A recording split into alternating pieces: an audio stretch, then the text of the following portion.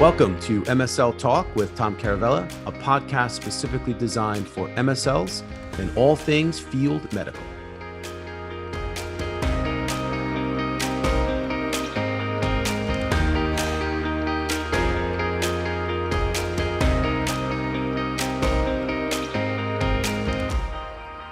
Hey guys, welcome to the podcast. My guest today is Chad Fellers. He's Director of MSLs at Harmony Biosciences, and we talk about how to create a great MSL team culture.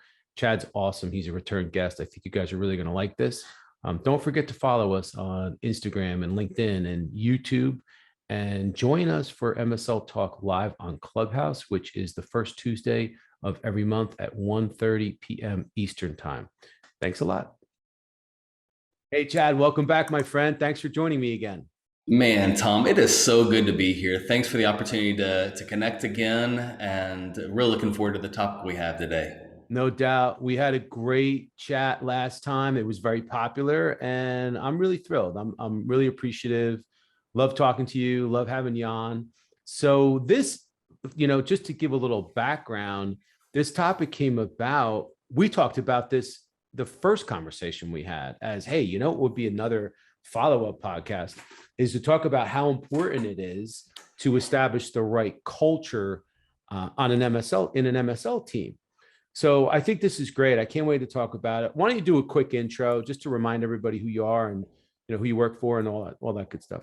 Sure. So again, my name is Chad Fellers. I'm a Director of Medical Science Liaisons at Harmony Biosciences. I've had the fortune of being able to serve in some capacity really since the beginning, just in different ways. I came on as a senior MSL, transitioned to a regional director, and then I've been serving in this official capacity since the beginning of 2021. I serve a team of 8 MSLs across the U.S. That's changed a little bit since the last time you and I talked. I think that there's been opportunities we can discuss more when we talk about investment in people, but we've had some transitions over the years, some growth and opportunities for individuals. And so it's been an amazing journey. The team that I get to work alongside is truly best in class. And really it is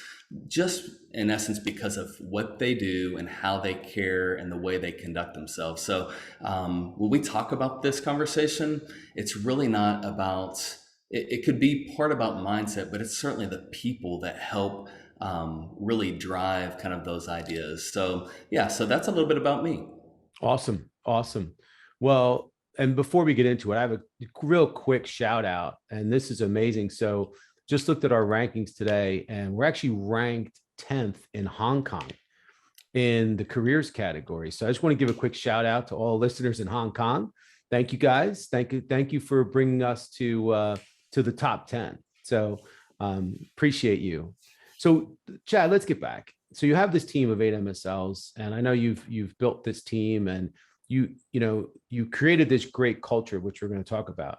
But you're a great leader. So you say, I got this great team, and it's all about the people, but it's about the leader. And I want to know right from, like, I guess the just cut to the chase. What do you do to foster the right team culture, and where does it start? Yeah, so really good question. I think one of the biggest things for me is there's some foundational principles that I think are necessary to really kind of shape culture and what you want to do and how you want to lead. So one of the things, and we'll talk about those, but it's always our guiding principles. And we have these conversations routinely, whether it's through our one-on-one conversations between myself and the MSL. It could be as a team. We usually review this a few different times a year.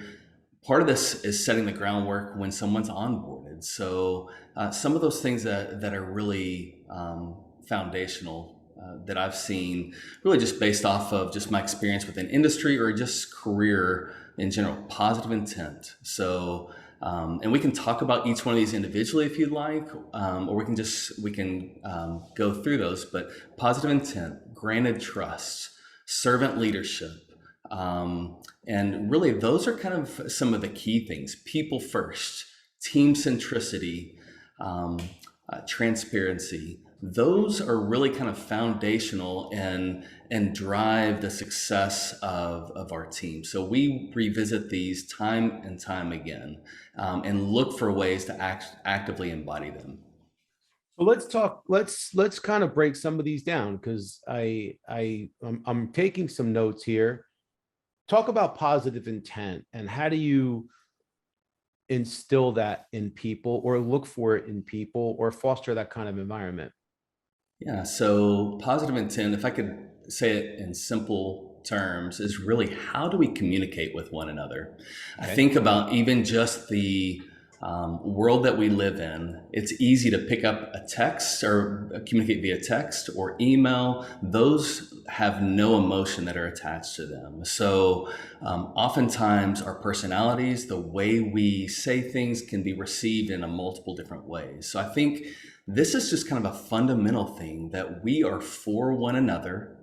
We are not in competition with one another. The things that we do are really set to how we can elevate our team, how we can really improve things for our company and ultimately for our providers who take care of patients. So when we approach conversations, everything that we do is with a positive intent. So if there is something that is received in the wrong way, the way we respond, hey, Tom, you sent this text. This is what I think it says. Help me understand a little bit more what you were trying to communicate. So setting that aside, we want to assume that we are for one another. Mm, I love that. And so you have this team philosophy of positive intent in your communication internally. Do you carry that out externally too? Absolutely. I think that even as we think about how we approach engagements, sending things electronically, we have to be mindful of how Mm-hmm. this could be received.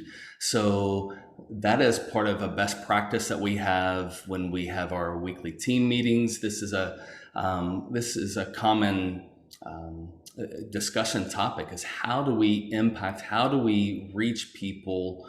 How do they receive information? How can we foster, as we talked about last time, right? Mm-hmm. More of a mindset of a partnership or an advisor, a colleague with our KOL. So part of this is foundational in how they may receive the information we send them. Yeah. Awesome. So let's talk about servant leadership. Tell me a little bit about what that means to you and to your team. This is one of my favorite things. So, servant leadership is what can I do to empower the others on our team to make them look good, to make my customer look good. It's not about me, and there's some reasons behind this. So and hopefully this will speak to the scientists, right, that are listening, the MSLs that are listening to this. Mm-hmm. So I'll say Cleveland Clinic actually published the benefits of serving others really in 2020. And so here's some things that they noted when we do this and have this kind of mindset. So they talk about things that it does, like lower blood pressure, it increases self-esteem, there's less depression, there's less stress levels, longer life, greater happiness and satisfaction. So we have to take a step back for a second and really even to the granted trust that we talked about, right? So when we think about the things that we had to do to earn our D degree, if you will. So I would say earned trust is a norm. It's part of our doctoral training. We have to defend our work. We have to prove ourselves. In a corporate environment, we have to prove that we are trusted. So if we have a mindset of, hey, you bring value, we assume this, we're going to give you opportunity to do this. And part of that is serving others. And when we do that, it goes back to it's better to give than receive.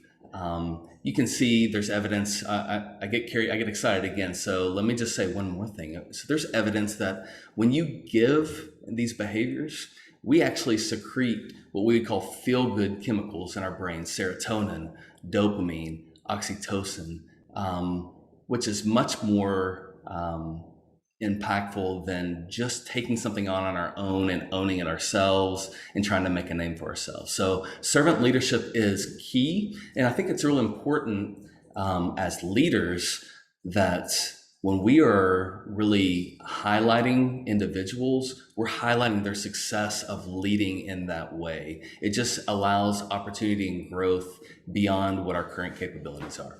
And you're also elevating the team. The team's That's right. pulling together to help each other to bring everybody else up to another level. That's right. Awesome. Exactly. That's Yep. great. I love that. And not to, but just to jump in, I always feel better giving a gift than receiving a gift. It's just that feeling you get, the look on the person's face, the appreciation, the gratitude, and it just feels good. So in the same way, I love this idea of servant leadership and what it means to the individuals, but also the team, Yeah. and what kind of culture I'm sure that winds up cultivating. So you mentioned team centricity. Mhm. Yeah, So so that is exactly what you just said, right? So if we have a people first mindset, mhm, and which is really my approach to leadership, I think when I'm invested in the person, not what they can do for me or their experiences, how I can plug and play them. I think that that's been a common question we've had the fortune, like I said, of building our team this year with three new team members. mhm. The questions that they've asked is, so where do you see me fitting in, or what can I bring to the team? And um, that often stifles people. So I think I try to relate to them as, hey, I want to understand what brings you life, what your giftings truly are, not your experiences in the past that you've been pigeonholed. So having a people first mentality, that the things that we do impact the team, that's like you just mentioned, that's that mindset. The things that I bring are a piece of a puzzle, to really be able to elevate things beyond what we ever thought could be, right? I think that it goes back to our first conversation. How do you assess value of an MSL? Mhm. And because it's this closed-fisted mindset sometimes of I'm trying to prove myself, if we think about elevating the team, the things that we can do, the possibilities are really limitless. So Mhm. that's why we have that mindset. Awesome. You mentioned transparency, which is pretty self-explanatory, but you also mentioned granted trust. So let's talk about that. Yeah. So again, I think um, it really kind of goes hand in hand with positive intent. So when I Mhm. think about, and I think I can imagine this leading to another place in our conversation, but when I grant trust to others around me, listen, the IQ around my team, the EQ around my team is far greater than mine. So why would I not empower others to be successful, whether it's on a project, whether it's an initiative, whether it's building from the ground up on a process we've never done? Why would I not invite them in? So I'm going to um, create a freedom to fail. In essence, I will protect them internally, but I don't want them walking. Tom, you may be able to relate to this, but it's like going to the old refrigerator freezers that we had, right? So what did we have to do? We had to create our own ice. You had to take the ice tray, you'd have to go over to the sink, fill up the water, then you would stare at it, trying to make sure you don't spill the water going back to the refrigerator. And I'll never forget. My dad said, "Hey, so if you will just look up and go ahead, um, your body will naturally know how to respond and you won't spill the water." So I want that for my team. I want them to be able to look up and dare to dream and have that. So that's part of the granted trust. If they feel like they have to earn it from me, their head is going to be down. They're going to be focused on a tactic versus trying to really empower them to influence our strategy. So that's really in summary what granted trust means for our team. Awesome. That's great, man. I love these. I mean, you put together this philosophy and you have these key ingredients that it just makes so much sense. And I'm going to ask you a really obvious question. uh, but so you use all these ingredients to develop this awesome team culture. So what kind of benefits do you see? What kind of benefits do you see for your team? What kind of benefits do you see for the organization?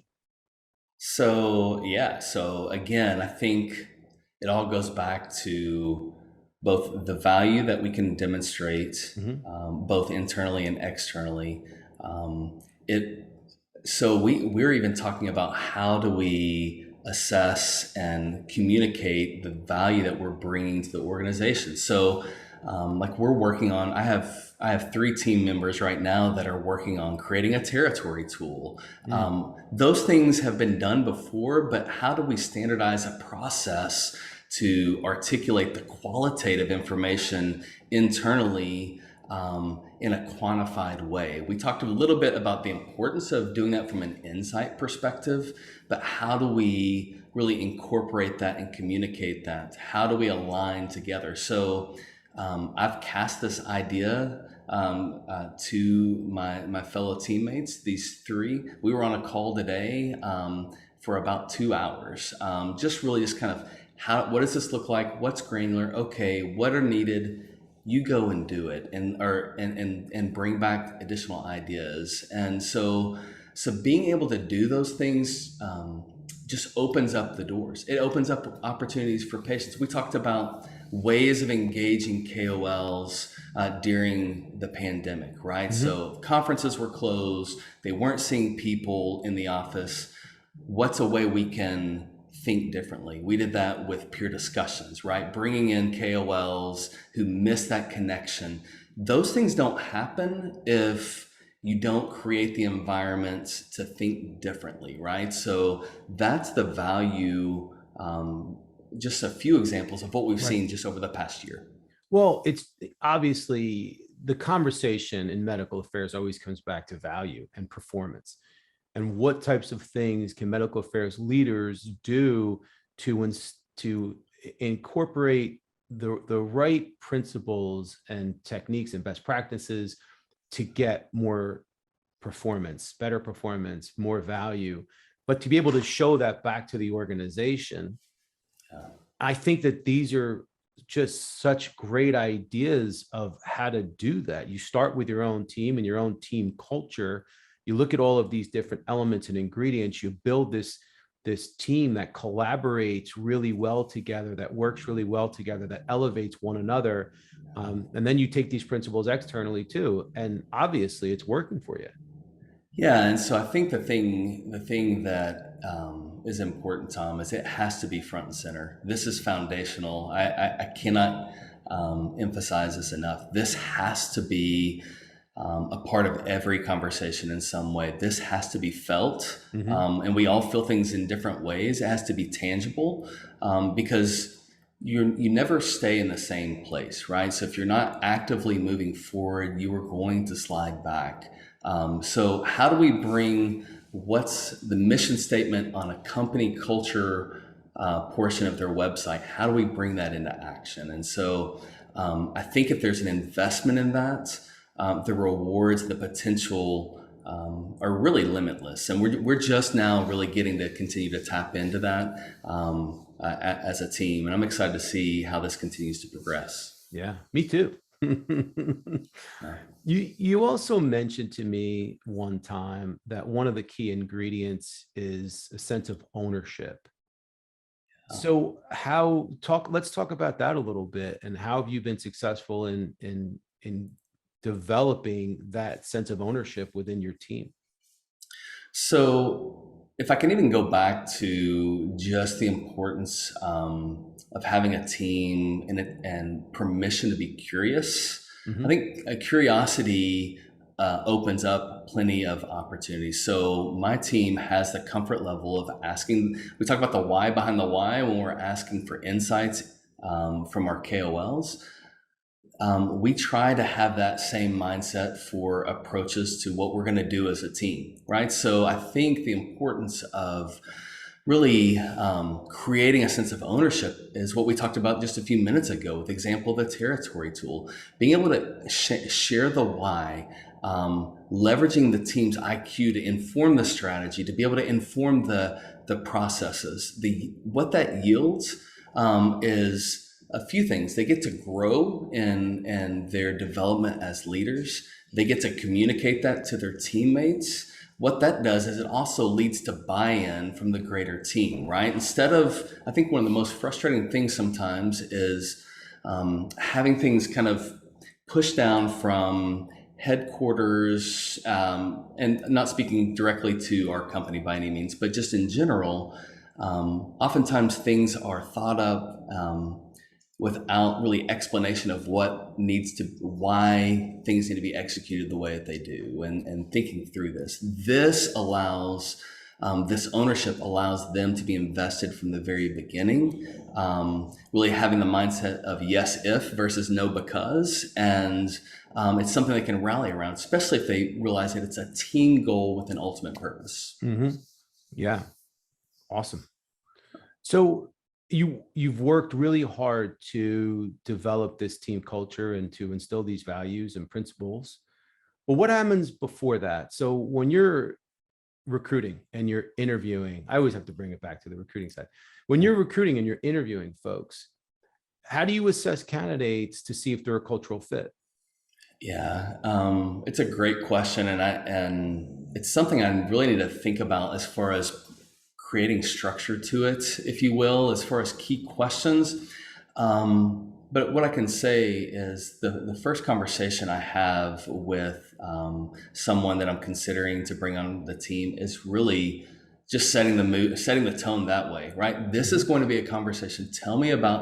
Obviously, tell me about yourself. But when I'm listening to the things when I ask questions around what drives them, can you give me examples of how you've been successful? The things I listen for are the ways that they have really positioned the team for success. So we talk about, are there ways that they've demonstrated this type of servant leadership? Is that what brings them joy? Is it more of I guess I could even say what the things that really are kind of, I wouldn't say red flags, but things I'd have to explore more is, do they have the mindset of is it about their individual success, and do they keep it close to the vest to really kind of leverage themselves?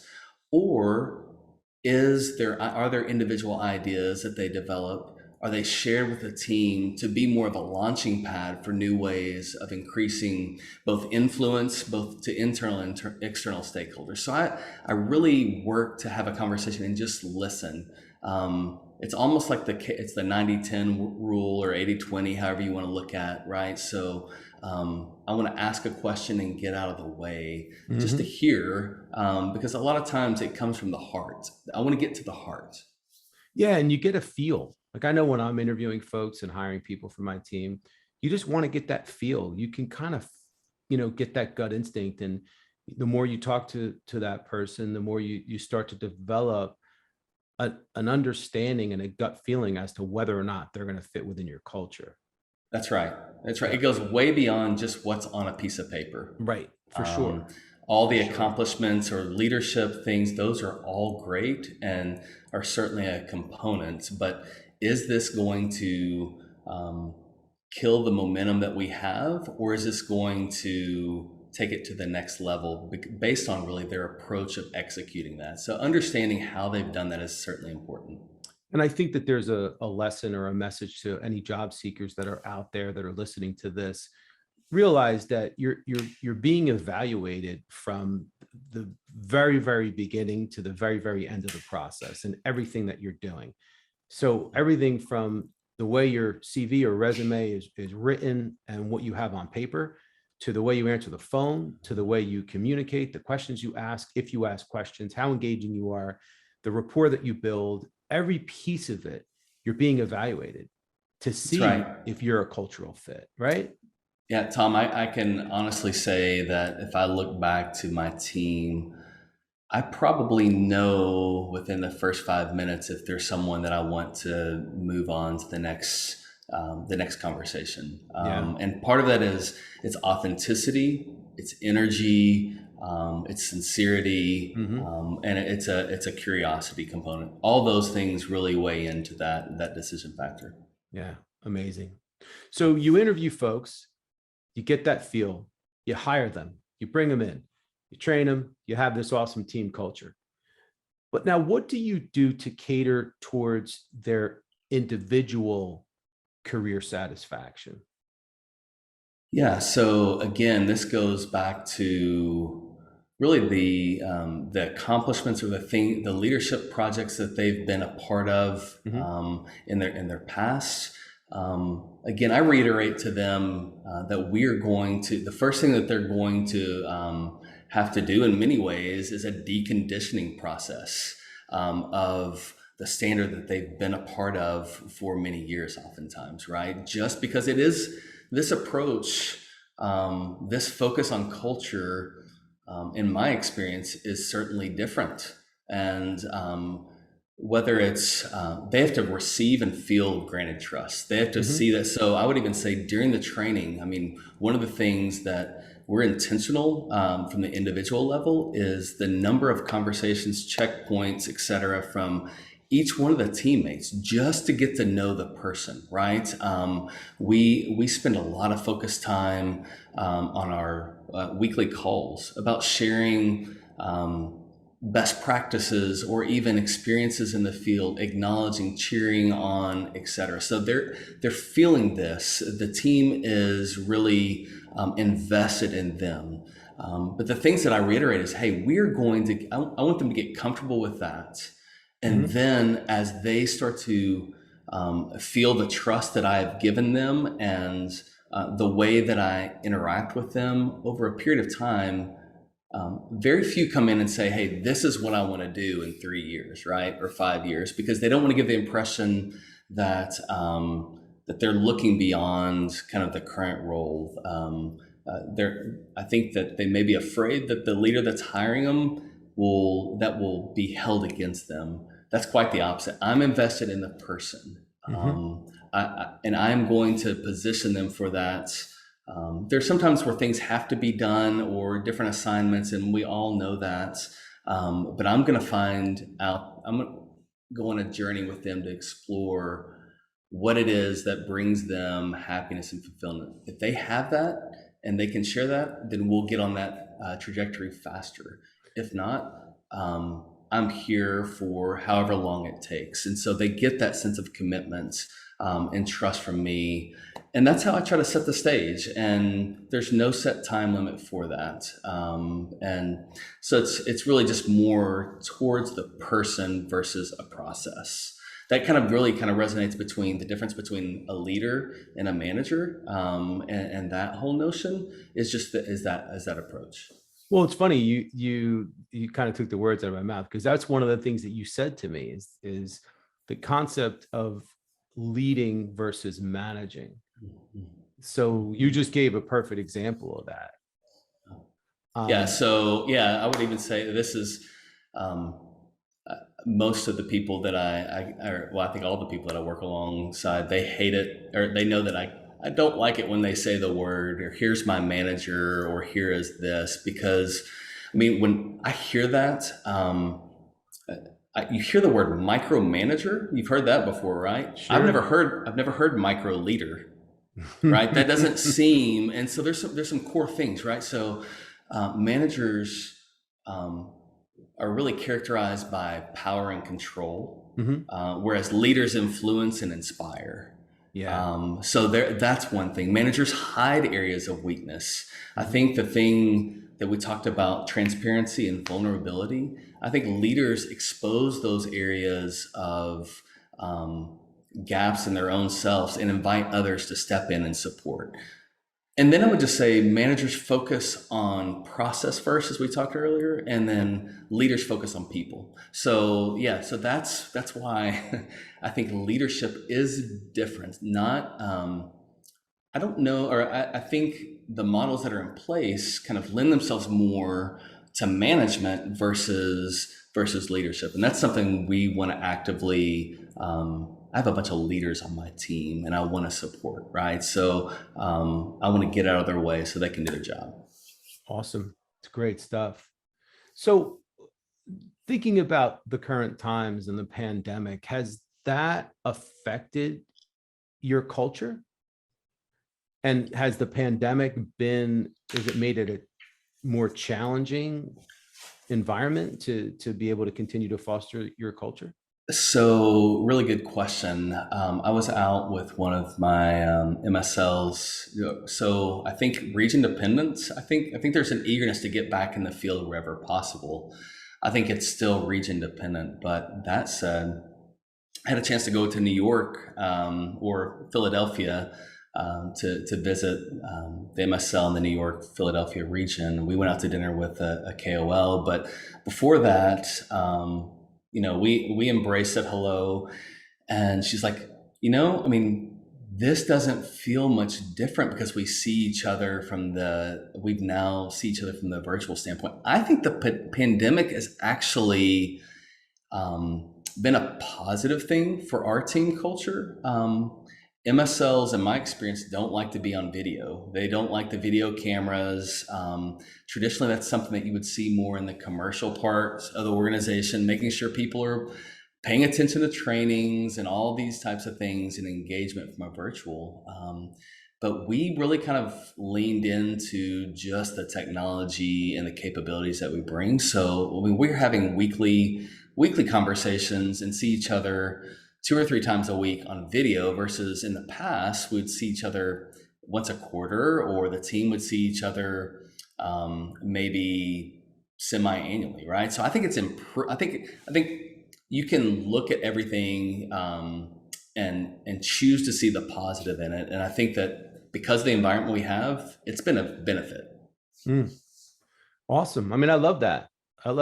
Dude, you're so positive, man. There's nothing negative that comes out of your mouth. So you definitely are just a tremendous, talk the talk, walk the walk kind of guy. I appreciate you, and I appreciate everything that you're doing.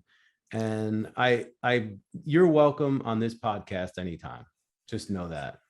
Tom, I really appreciate it. Thank you for giving me the trust. I mean, the venue and platform that you've created really to empower MSLs to do their job well, medical affairs to do their job well. It's just it's been a great need that you've been able to step into. Thanks for trusting me to be able to be a part of it. I do love our conversations. I'm passionate about these things that we've had a chance to connect about. So thank you for the opportunity. Yeah, man. No, people can see it. We can hear it in your voice. And the reason this podcast has been successful is because of people like you and all the other awesome guests that I have. I'm just a tiny little piece of it. You guys are the mastermind. So thank you for coming back on. This was awesome. We'll have to think of, episode 3. Let's do it. Part 3. All right, pal. Sounds good. All right. Thank you so much, Tom. Thank you. All right. Okay. Bye-bye. Bye.